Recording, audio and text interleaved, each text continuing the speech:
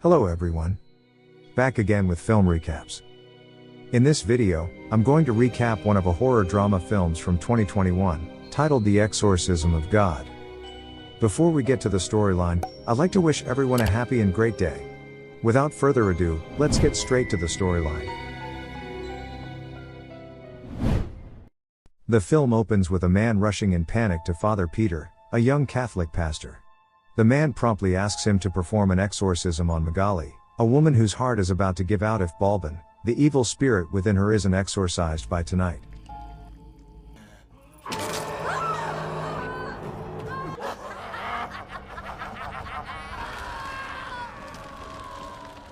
The young pastor makes a call to his superior, Father Michael, who firmly forbids him from performing the exorcism because he's too young and not ready. Unsatisfied with this answer, Father Peter decides to perform the exorcism anyway. Peter faces the possessed Magali and sets up a handycam to record the exorcism. Magali begins saying inappropriate things to him and tries to seduce him in a morbid manner, while the pastor relentlessly recites biblical prayers. She then begins touching herself until she comes. When she does, we can see that the evil spirit has left her body. But to our surprise, the pastor leans close and begins kissing her passionately.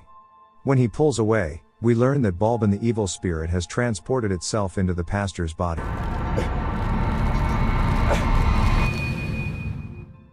We then skip to 18 years after this incident, to a prison guard who is making rounds to pick up used trays from every prisoner. He stops at a door, and after finding that a meal tray isn't in front of the door like everybody else's, the prison guard takes it upon himself to reach inside to grab the meal tray. A co-worker of his walks up to him and tells him to not do that. But this warning is a little bit too late because the prison guard starts screaming, and when he pulls out his hand, several of his fingers have been ripped off. In the next scene, an older Peter wakes up to start his day, and nothing appears out of the ordinary. He plays with children, he helps the local farmers, and hands out free food to the people. A woman then asks for his help to aid her son, who is unwell.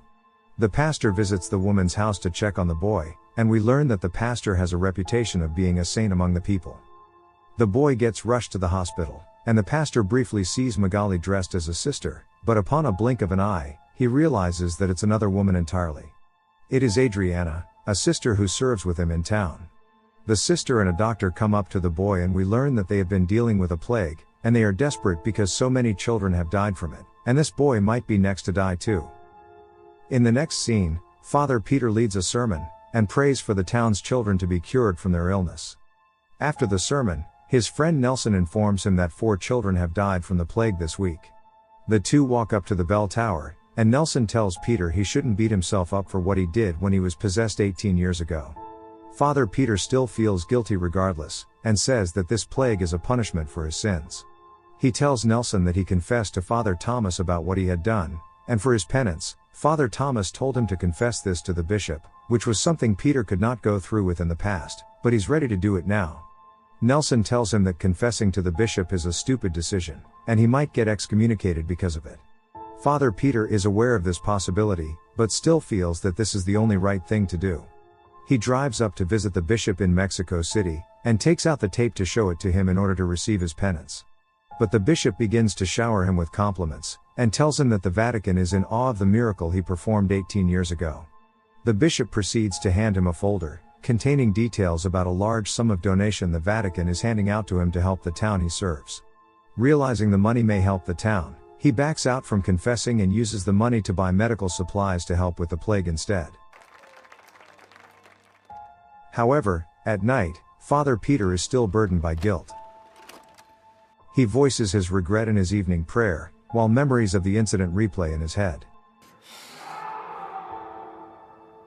The pastor suddenly hears a scream and goes to investigate the nave of the church. He discovers that the Jesus statue is missing from the cross. He accidentally steps on what appears to be blood, and finds a trail of blood along the aisle between the pews.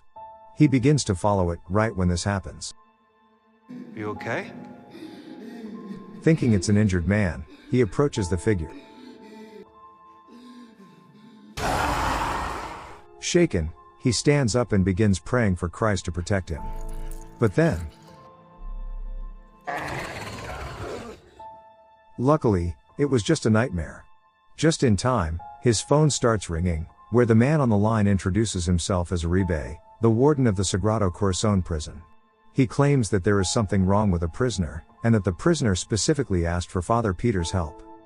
The pastor decides to visit the prison himself, and upon his arrival is informed that the prisoner in question is serving time for a gruesome murder. Father Peter enters the cell, and takes in the sight of Esperanza, the possessed prisoner who needs his help. Esperanza excitedly speaks about a resurrection that is about to happen, and that there are 5 of them now, whatever that means. She also tells the pastor that they've met before and that they know each other very well. When Esperanza stands up, she squirts out blood from her genitalia, and proclaims that she is aroused, signifying that she is possessed by Balban, the same demon who possessed Magali 18 years ago. Shocked by this revelation, Father Peter exits the room, followed by the prison guards. But then, they begin to hear a deafening scream that physically torments them.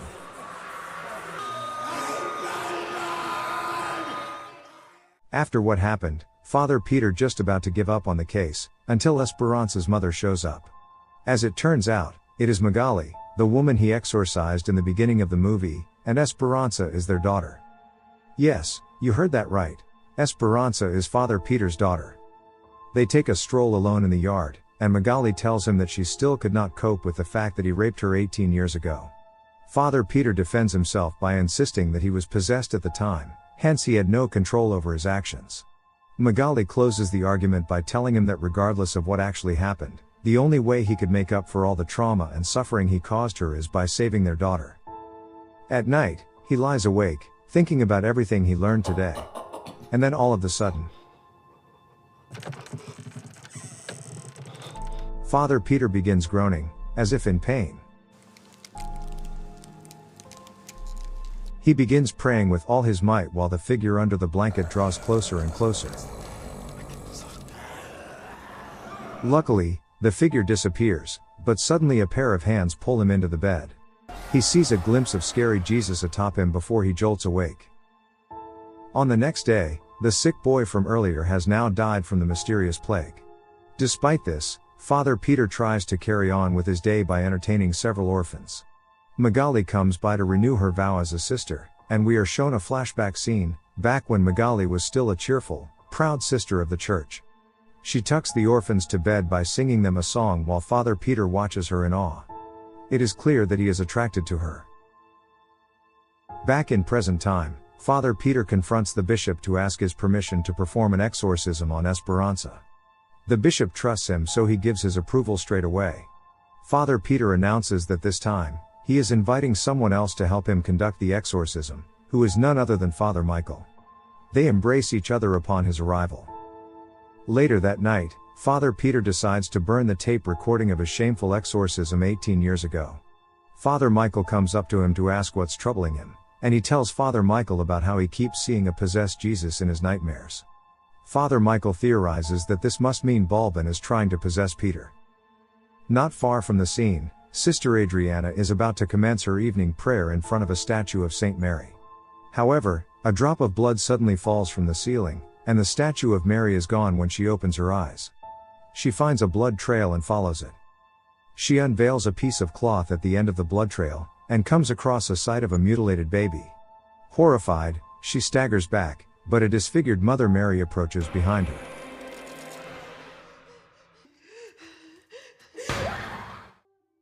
In the next scene, Orphan Boy is woken up by the sound of a lady singing in the middle of the night.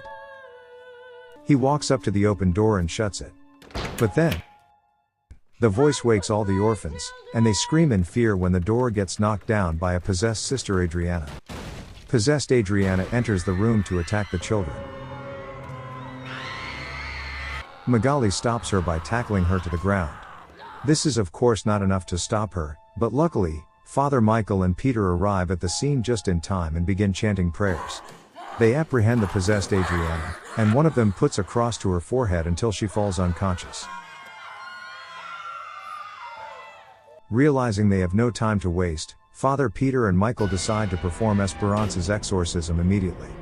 They enter the prison cell, and the door locks behind them, trapping them inside. Esperanza vomits out the prison guard's fingers she had bitten off a few days ago. Not long after, the two wardens begin hearing commotion outside the cell. As it turns out, another prisoner is now possessed as well. Esperanza lunges at Father Michael, while Peter prays on. It is clear that the prayers don't work, and Esperanza has the upper hand. Thanks to a shot of sedative, Esperanza is temporarily unconscious. Father Peter holds her in his arms, and Magali bursts into the room in despair at the sight of her daughter. After that, the pastors plead the warden that everyone must evacuate the building, and leave the rest up to the two pastors because of how dangerous Esperanza is. The warden objects, saying that such request simply isn't realistic. They find a middle ground when Nelson suggests that he can sedate the rest of the prisoners, while the pastors perform the exorcism one more time. Father Michael and Peter get ready. The former warns Peter that Balbin is full of deception and tricks, and would always try and trigger their biggest fears, and no matter what, Peter must not fall for it. Unbeknownst to them, later on, while injecting one prisoner with sedative, the prisoner manages to snag the keys to the cells before passing out. Father Michael then introduces Father Peter to an exorcism method not approved by the Vatican. This method requires the exorcist to believe that he himself is God, which is obviously against Catholic beliefs.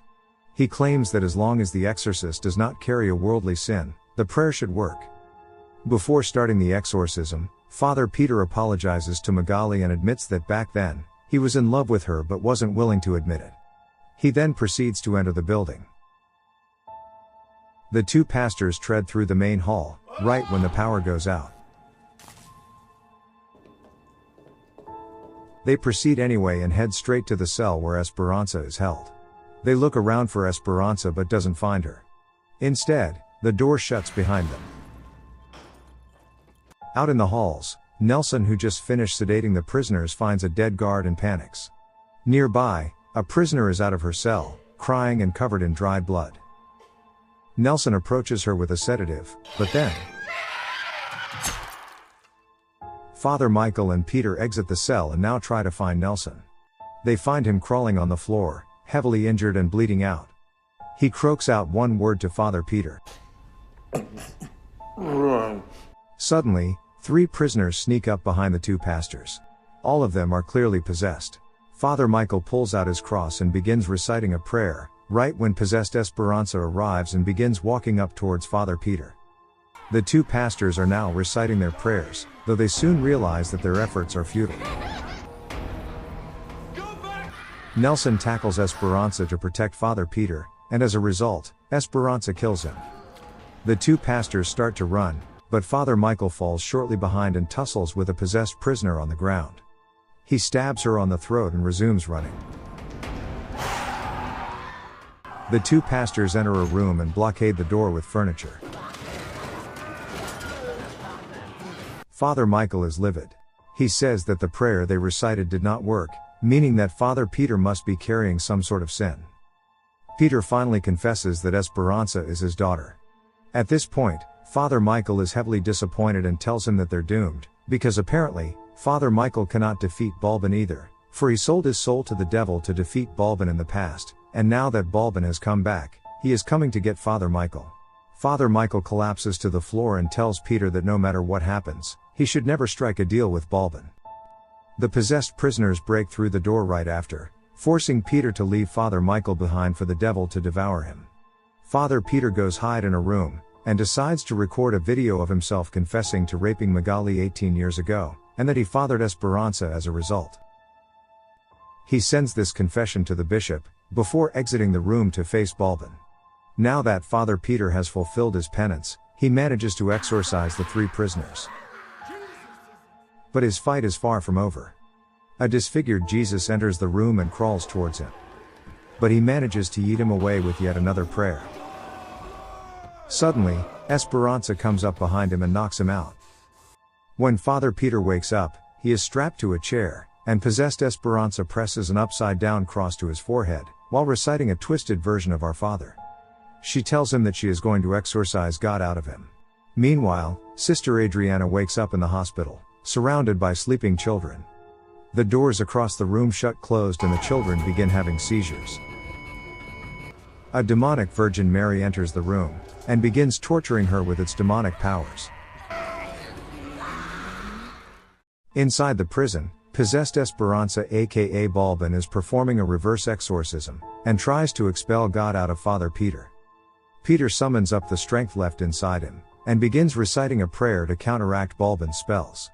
The windows behind him break, and all the possessed prisoners behind him are yanked away, leaving him to face off against possessed Esperanza. They now commence a prayer battle, until Balbin gets frustrated and begins choking him. Father Peter resumes reciting his prayers anyway. Meanwhile, Sister Adriana faces off against the demonic Virgin Mary with a cross.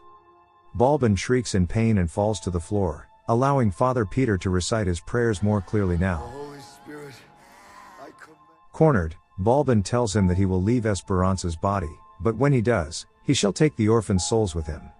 So Father Peter must choose, save his daughter, or save the children. Father Peter can't seem to decide, and asks Balbin if he can offer something else. Balbin says he will leave everyone alone as long as Father Peter lets God leave his body. Father Peter agrees to this deal, and in turn, Balbin keeps his promise. He finally leaves Esperanza and the demonic Virgin Mary disappears from the hospital. Father Peter then walks out of the building with Esperanza in his arms. She is no longer possessed. Magali hugs her in relief and thanks Father Peter. Afterwards, it appears that some time has passed, and Father Peter has just finished leading a successful sermon that ends with a standing ovation. When he exits the church, the bishop comes up to him to tell him that he saw the video, and decided to delete it. Also, the Vatican now thinks so highly of him that they are offering him a position as a counselor at the Vatican. It is then revealed that the bishop is actually possessed by a demon, and so is Father Peter. The two demons stare at a figure in the middle of the crowd, who is none other than Esperanza, who apparently is God's most recent chosen one. They decide to leave her alone for the time being. The film ends with possessed Father Peter walking right into St. Peter's Basilica in Vatican, ready to start his first day as a counselor. Okay guys. That's all the recap for the Exorcism of God 2021. Thanks for watching. See you again in the next video.